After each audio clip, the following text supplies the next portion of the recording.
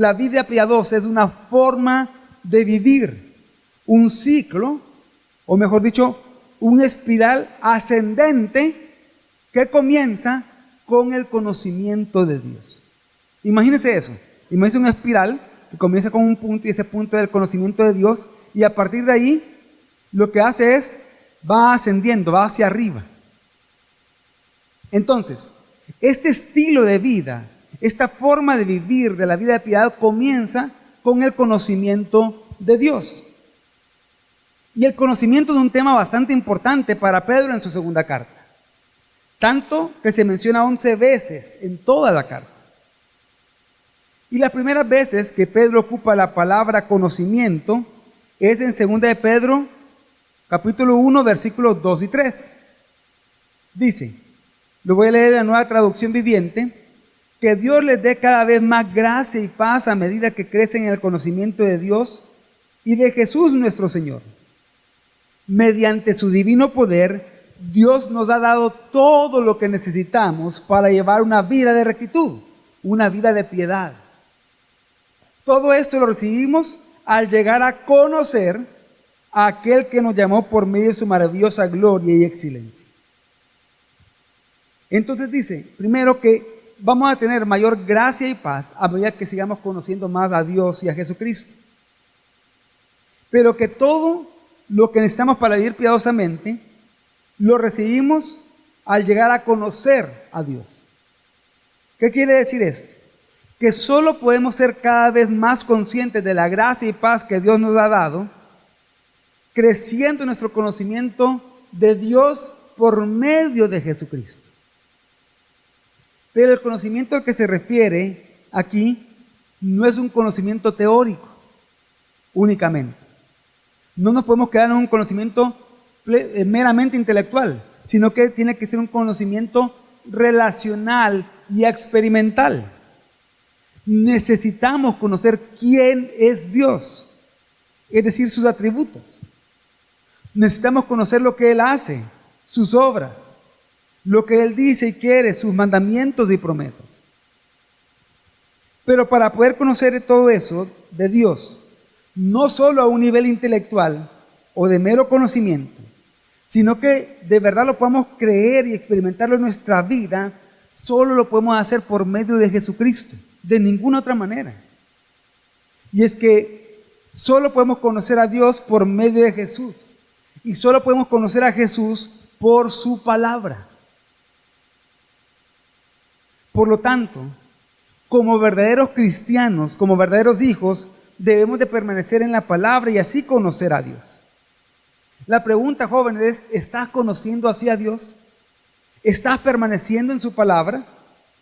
¿Estás buscando conocer a Dios por medio del estudio de la Biblia? Si tu respuesta es no, no lo estás haciendo, te hago otra pregunta. ¿Qué excusas estás poniendo para no hacerlo? Y quizás la más popular de todas las excusas es falta de tiempo. Y digo la más popular porque es la que yo más escucho cuando hago esta pregunta de manera personal a distintas personas, a distintos jóvenes, a distintos matrimonios. Pero en realidad, si organizas bien tu tiempo, verás que no es falta de tiempo, como se lo he dicho otras veces. Es falta de interés en no querer estudiar la palabra. Por ejemplo, ¿quiénes de acá ven series en streaming? Netflix, Prime, Disney, lo que sea. Creo que todos lo hacemos. Incluso algunas veces, y aquí levanten la mano, han hecho maratones de series que han querido ver. Y a veces buscan series, quizás, no, esta serie está súper chida porque tiene solo 6 capítulos. Y cada capítulo dura unos 45 minutos.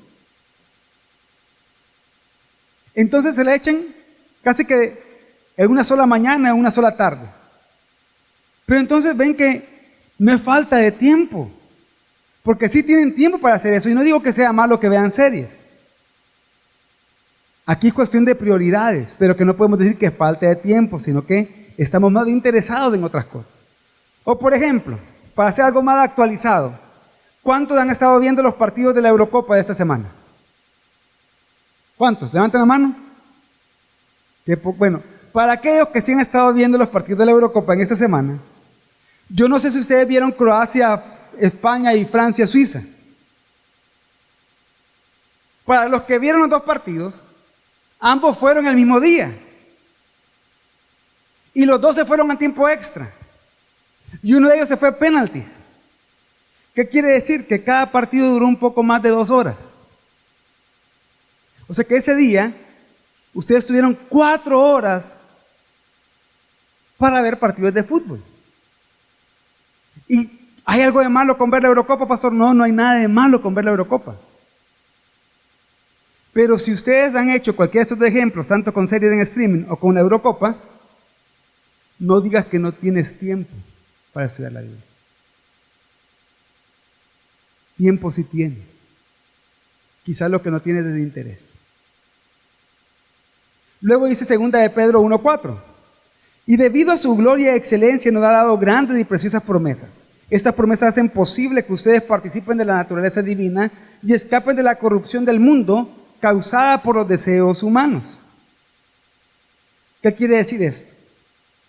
Que es solo el conocimiento de Dios por medio de Cristo Jesús que nos lleva a heredar grandes y preciosas promesas. Y esa gran y preciosa promesa comienza por una de las más grandes y preciosas promesas que podemos heredar. De hecho, ordenando mejor la frase, esas grandes y preciosas promesas comienzan por la salvación en Cristo.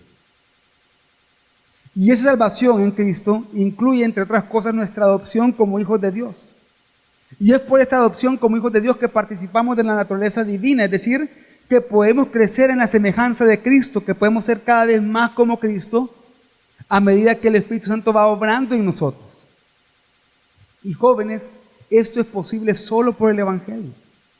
Solo por la obra de Cristo podemos arrepentirnos de nuestros pecados, escapar de la corrupción en la que vivíamos antes, y creyendo en Él podemos ser salvos y hechos semejantes a Él, es decir, ser hechos hijos de Dios.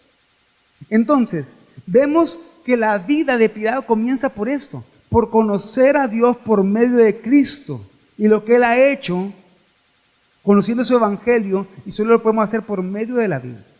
Entonces, ese es el punto de inicio de la vida de piedad, y ahí comienza nuestra espiral ascendente. Entonces, lo segundo que sucede en este ciclo, en esta espiral, es que al conocer a Cristo nosotros sentimos asombro de quién es Dios, el cual nos lleva a 4 cosas.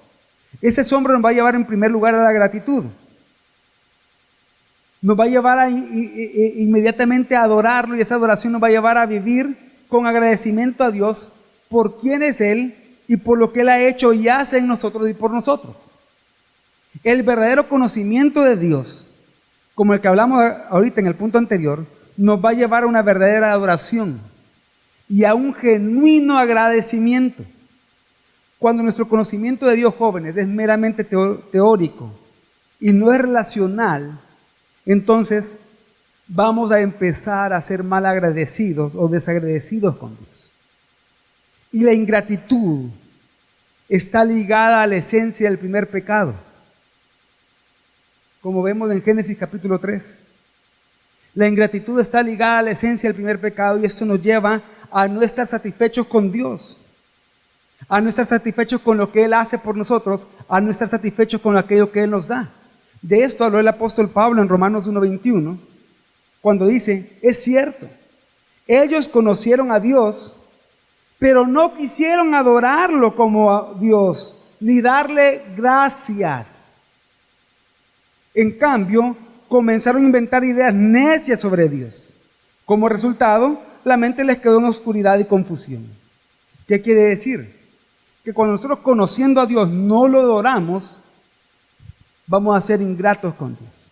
Y esa ingratitud nos va a llevar a comenzar a inventar cosas necias acerca de quién es Dios.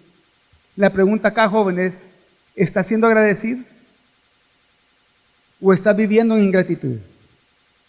¿Qué sale más frecuente de tu boca? ¿Palabras de agradecimiento o quejas? ¿Qué abunda más en tu corazón? alabanza a Dios o queja hacia Él. La mayoría se queja del trabajo. Y con eso no digo que haya situaciones en el trabajo que no los van a llevar a quejarse. Pero si ustedes se dan cuenta, se enfocan más en aquello que les desagrada del trabajo que en el estar agradecidos solo por el hecho de tener trabajo. Por ejemplo, los que ponen de la comida, me quejo de la comida. ¿Pero por qué te quejas de la comida? Ah, porque quisiera comer otra cosa. Sí, pero ahorita eso es lo que hay. O sea, ¿qué quiere decir? No quiere decir de que siempre te va a gustar lo que haya de comer. Pero siempre tu actitud va a cambiar. Tu queja no va a cambiar. O sea, tu queja no va a convertir esos rellenos de pacaya en una hamburguesa. Tu queja no va a convertir esos pipianes en crema en tu comida favorita. Y le estoy diciendo las cosas que yo no me gusta comer. No lo va a convertir, o sea, tu queja no va a cambiar las circunstancias de tu vida. Jamás tu queja va a cambiar tus circunstancias.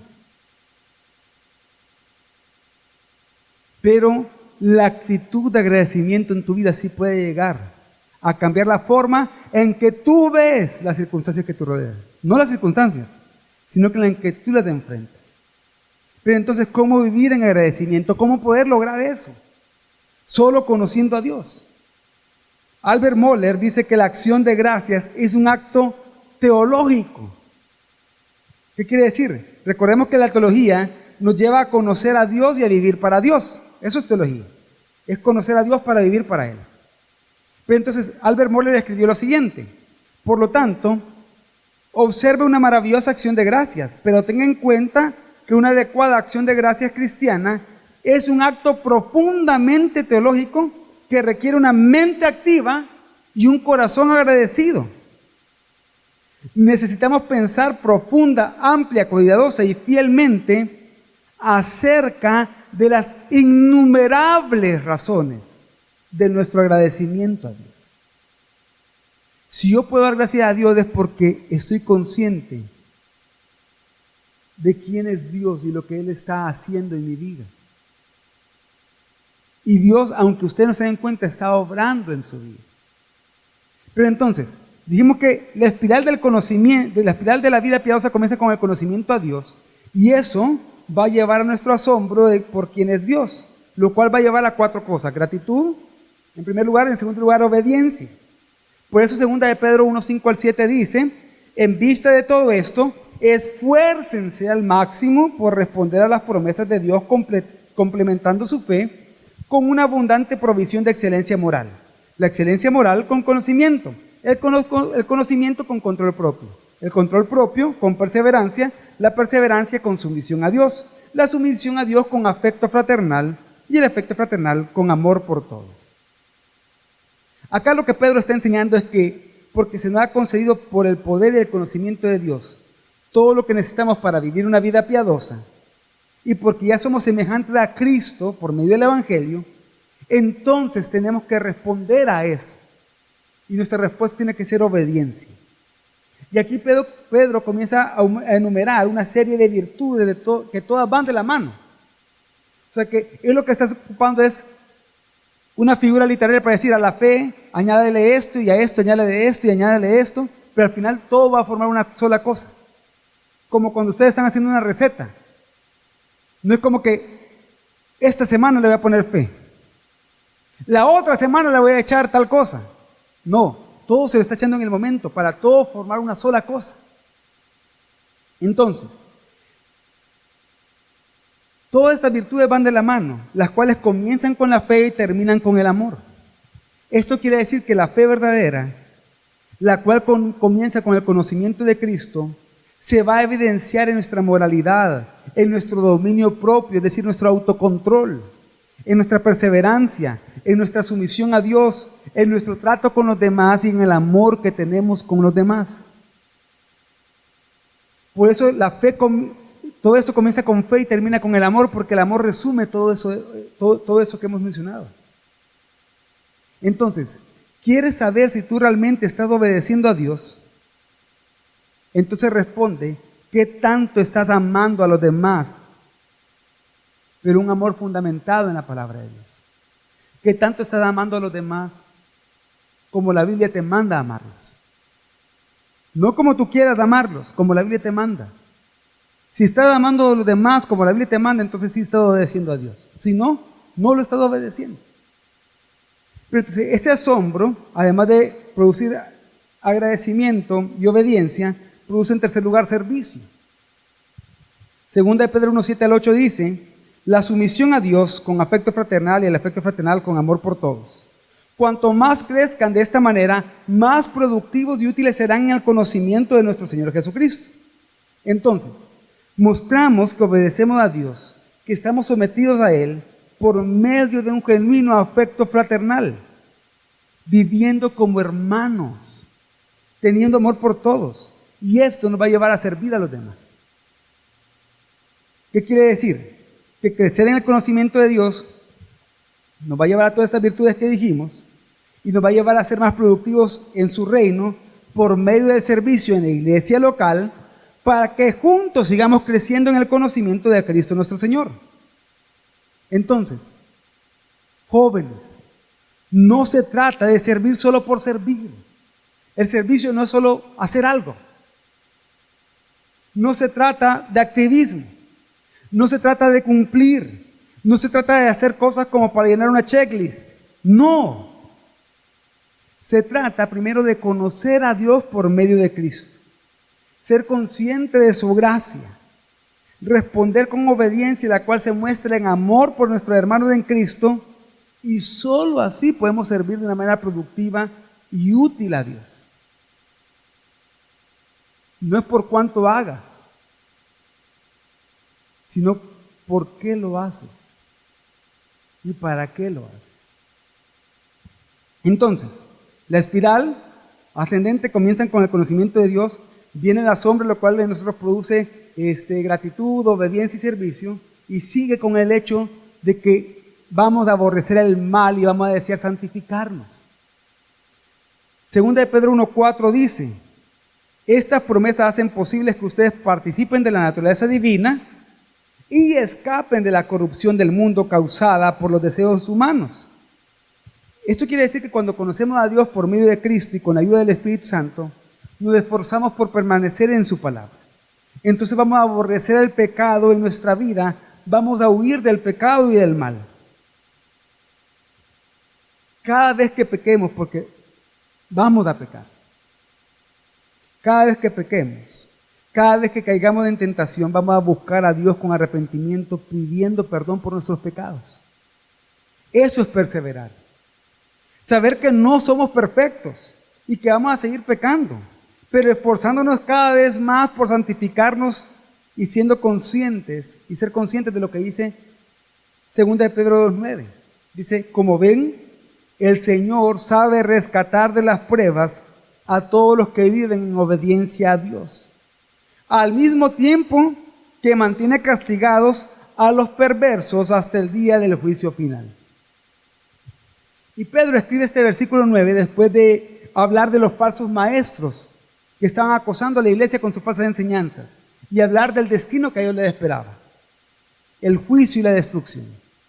Por eso comienza a poner de ejemplo diferentes juicios, como el diluvio y el juicio a Sodoma y Gomorra. Pero dentro de eso también pone por ejemplo, o como ejemplo, a Noé, a quien fue rescatado junto con su familia del diluvio, y a Lot, que fue rescatado de Sodoma y Gomorra. Lo que esto enseña es que en medio de la prueba, tú debes de santificarte y vivir piadosamente, a pesar de las situaciones adversas, porque Dios te rescatará y hará que crezca en santidad. Si tú vives en piedad, Dios te va a hacer salir aprobado de esas pruebas. Y no solo va a salir aprobado, sino que más maduro y más santo delante de Él. Pero a los que persisten en pecar, este pasaje nos enseña que Dios los va a juzgar. Entonces, ¿cómo vivir una vida piadosa? Comienza con el conocimiento de Dios, el cual nos lleva al asombro por Él, que nos lleva al agradecimiento, a la obediencia, al servicio, y nos lleva a aborrecer el pecado y santificarnos para Él. ¿Para qué? para deleitarnos en Dios al seguir conociéndolo. Y ahí sigue la espiral y sigue la espiral y sigue la espiral, pero sigue creciendo, sigue hacia arriba. Entonces lo cuarto de esta espiral es deleitarnos en Dios al seguir conociendo. Y es muy interesante que Pedro termina la carta exhortando a crecer en la gracia y el conocimiento de Jesucristo. Él comenzó hablando del conocimiento de Dios y termina hablando del conocimiento de Dios. Dice 2 de Pedro 3:18. En cambio, crezcan en la gracia y el conocimiento de nuestro Señor y Salvador Jesucristo. A Él sea toda la gloria y para siempre. Amén. Y gracia, jóvenes, no es meramente la manera en que Dios nos atrae hacia Él en el principio de nuestra vida cristiana. Gracia también es lo que nos hace crecer y permanecer con firmeza como cristianos. Nunca vamos a poder crecer lejos de la gracia y del conocimiento de nuestro Señor. Nunca podemos crecer fuera de la gracia de Dios. La única forma de evitar caer en el error y las falsas enseñanzas que nos alejen de Dios y nos hagan vivir en pecado es creciendo en la gracia y conocimiento de Cristo. Y solo puedes crecer en tu entendimiento y conciencia de la gracia de Dios. Por eso, conociendo cada vez más a Cristo, y así, solo así, conociendo cada vez más a Jesucristo, podrás dar gloria a Dios en todo. Entonces, ya dijimos qué es vivir una vida de piedad y cómo hacerlo. Pero hoy quiero hablar de cuál es el peligro de vivir una falsa piedad. Y es que recordemos que la piedad viene de un conocimiento real de Dios, no de un conocimiento que viene por casualidad o que sea meramente teórico, sino un conocimiento exacto, completo y profundo que viene de la relación que tenemos con Dios en Cristo y cómo lo experimentamos diariamente por medio del Espíritu Santo. Pero muchos jóvenes se han acostumbrado a falsificar la piedad en sus vidas, a falsificar sus frutos, a que solo sean adornos. Por ejemplo, ustedes pueden tener un árbol bien bonito, pero no da frutos. Y ustedes le pueden poner, es como que lo pusieran como los adornos de Navidad, para simular los frutos. Eso no tiene vida. Se cae, se arruina, se quiebra. Eso es falso. Eso está simulando algo nada más. No son frutos reales. O por ejemplo, no sé cuántos de ustedes en sus casas tienen de esos adornos de frutas que le usan tanto a las mamás de papel maché. ¿Ya lo han visto? Sí, dicen algunos. Esos solo son adornos. Es papel. No es verdadero. Se ven bien bonitos, bien hechos, bien pintados, pero ustedes lo tocan y son huecos. Así son muchos jóvenes cristianos. Se ven bien hechitos, bien bonitos, bien pintaditos, pero son huecos, porque están falsificando la piedad. No hay nada de verdad ahí. ¿Y por qué es tan peligroso eso? Porque vivir una falsa piedad te va a llevar a tres cosas. En primer lugar, vivir una falsa piedad te va a llevar a no aplicar la palabra a tus vidas y ser inefectivo en tu lucha contra el pecado. Segunda de Pedro 1, 8 al 9 dice: cuanto más crezcan de esta manera, más productivos y útiles serán en el conocimiento de nuestro Señor Jesucristo. Pero ¿qué es lo contrario a esto? El 9 dice: pero los que no llegan a desarrollarse de esta forma son cortos de vista o ciegos y olvidan que fueron limpiados de sus pecados pasados. Lo que le está diciendo acá Pedro es: tienen la vista corta, son incapaces de ver a Dios, solo se ven ustedes mismos. Y eso hace que estén olvidando el Evangelio en su vida diaria. Es una miopía que poco a poco va destruyendo la verdadera experiencia cristiana en sus vidas y por lo tanto va a ser imposible que crezcan, que vivan piadosamente. Pero ¿cómo se está evidenciando esta miopía en muchos jóvenes cristianos? En primer lugar, en que muchos jóvenes cristianos no saben tomar decisiones fundamentadas en la palabra. No saben cómo escoger sus amistades, qué amistades tener, qué amistades mantener, qué trabajo les conviene más. De repente, yo he escuchado jóvenes que dicen: pastor, fíjese que estoy aplicando a trabajos y me han ofrecido 2 trabajos. En este trabajo me pagan $500. Es de lunes a viernes, de 8 a 5 y trabajo los sábados de 8 a 12. Pero en este otro trabajo me están pagando 650. Pero solo tengo de día libre el miércoles y trabajo todos los demás días, pero me pagan $150 más. Como tienen la vista corta, como son un miope espiritualmente y no recuerdan el evangelio en su vida cristiana ni lo consideran, se lo olvidan con el día de su discipulado, el día de redimidos, el congregarse los domingos, y solo ven los $150 más. No consideran tampoco su vida familiar, los horarios, etc. Eso se debe a que esa miopía hace que no sepan establecer prioridades. Por ejemplo, poner por encima de su relación con Dios y tiempos de edificación otras cosas. Por lo general, cuando algo estorba en la agenda de muchos jóvenes, lo primero que quitan, lo primero que sacrifican es: voy a dejar de hacer mi devocional, voy a dejar de leer la Biblia hoy. No quitan otras cosas, no quitan el ir al gimnasio. Eso no lo quitan. No, que es parte de mi salud, sí, de tu salud física, pero de tu salud espiritual, ¿acaso no es más importante? Y con eso no quiero decir que sea malo hacer ejercicio, sino que estoy hablando de prioridades. Lo primero que sacrifican es su discipulado, o su servicio, o los días de congregarse. Pero también ser miope espiritualmente lo lleva a no discernir peligros y tentaciones en su forma de hablar con el sexo opuesto, en las cosas que ven, en las cosas que escuchan. Por lo tanto, al ir haciendo estas cosas no tienen dominio propio, no saben decir que no. Y todo esto porque no ven a Dios, porque son miopes, tienen vista corta, solo se ven a ellos mismos. Pero también falsificar la piedad te va a llevar al peligro de ignorar el juicio final.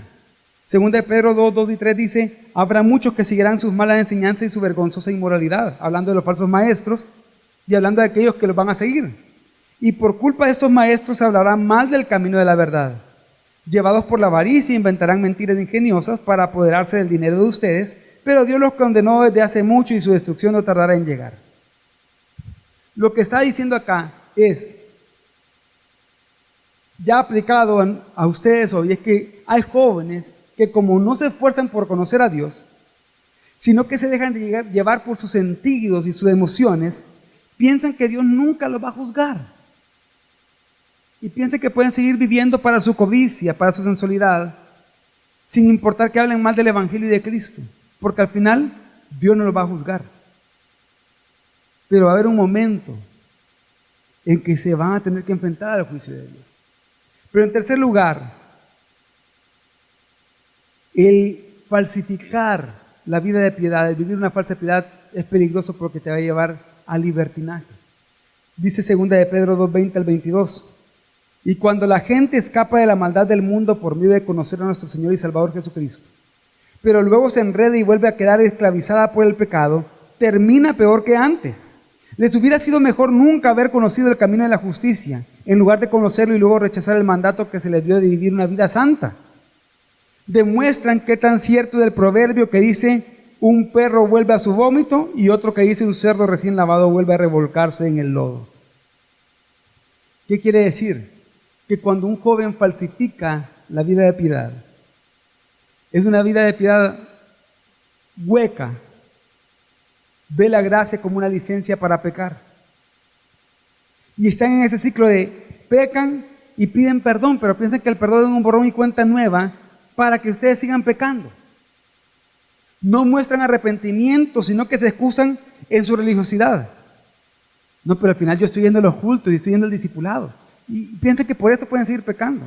Se excusan en las actividades que hacen en el servicio a Dios o en la iglesia. Al final, si yo llego tempranito los domingos a ayudar a conectar todas las cosas, a desmontar todas las cosas. No, al final yo paso tantas horas sirviendo, yo me desvelo haciendo tal cosa. Y piensan que eso es excusa para pecar. Pero lo que Pedro está diciendo es: si tú vives así, Si tú, conociendo ya el Evangelio y volviéndote a enredar una y otra vez en el mundo, para ti hubiera sido mejor nunca haber conocido el Evangelio. Porque tu juicio hubiera sido menor. Pero como lo conoces, tu juicio será grave. ¿Por qué? Porque y en la cultura judía, tanto el perro era un animal abominable como el cerdo. Dice, eres como un perro. Y aquí los que tienen perros quizás van a entender mejor esto. Ustedes los pueden lavar, los pueden llevar a que los laven, se les pone chonguito y los dejan bien perfumados. De repente van a vomitar y van a querer llegar a comerse el vómito. No importa cuántas veces los lleve a bañarlos, van a terminar haciendo eso, porque son perros. O no importa cuántas veces lave un cuche, siempre se va a terminar revolcando en el lodo. Porque son cerdos. Esa es su naturaleza. Entonces, vivir la falsa piedad solo te va a llevar a tener un sentido de religiosidad, pero no cambia tu naturaleza la religiosidad. Al final vas a terminar volviendo al vómito y volviendo al lodo. Pero lo más grave es que has conocido el Evangelio, es decir, se te ha predicado y no te ha importado. Y eso es peligroso. Y por último, para terminar, ¿cuál es el resultado de vivir una vida de genuina piedad? Y es que vivir una vida de piedad, jóvenes, nos va a hacer crecer en tres cosas: en nuestra santificación, en nuestra seguridad y en nuestra esperanza. Y eso lo podemos ver en los siguientes pasajes, los cuales no voy a explicar, solo voy a leer, que dice 2 de Pedro 1, 10 al 11. Así que, hermanos, sean cada vez más diligentes para hacer firme su llamado y elección de parte de Dios. Ahí está hablando de santificación. Porque mientras hagan estas cosas, nunca caerán, van a estar seguros. Y sigue diciendo, pues de esta manera les será concedida ampliamente la entrada al reino eterno de nuestro Señor y Salvador Jesucristo. Está hablando de esperanza. Si nosotros vivimos piadosamente de manera genuina, crecemos en santificación, somos cada vez más como Cristo. En seguridad, sabemos que estamos firmes en Él, y en esperanza, sabemos de que podemos negarnos al placer que el mundo nos ofrece, porque son mayores los placeres que tendremos cuando Él vuelva por segunda vez. Pero 2 de Pedro 3, 11, 14, 16, 18 también vemos estas tres cosas. Puesto que todas estas cosas han de ser destruidas de esta manera, ¿qué clase de personas no deben ser ustedes en santa conducta y en piedad? Está hablando, como viene el juicio final, esto los tiene que llevar a santificarse. Esperando y apresurando la venida del día de Dios, en el cual los cielos serán destruidos por fuego y los elementos se fundirán con intenso calor. Pero según su promesa, nosotros esperamos nuevos cielos y nueva tierra en las cuales mora la justicia. Esperanza. Nosotros no tenemos que temer al día del juicio final, porque estamos en Cristo. Dice el 14, por tanto, amados, puesto que ustedes aguardan estas cosas, procuren con diligencia ser hallados por Él en paz, sin mancha y irreprensibles. Santificación nuevamente. Y el 17 dice, por tanto, amados, sabiendo esto de antemano, estén en guardia, es firmeza, es seguridad. No sea que arrastrados por el error de hombres libertinos caigan de su firmeza. Antes bien, crezcan en la gracia y el conocimiento de nuestro Señor y Salvador Jesucristo. A Él sea la gloria y hasta el día de la eternidad. Amén. Joven, una vida piadosa te hará crecer en santificación, seguridad y esperanza. Recuerda que la evidencia que eres un joven reformado es tu vida de piedad. Y para esto debes de crecer en tu conocimiento de Dios.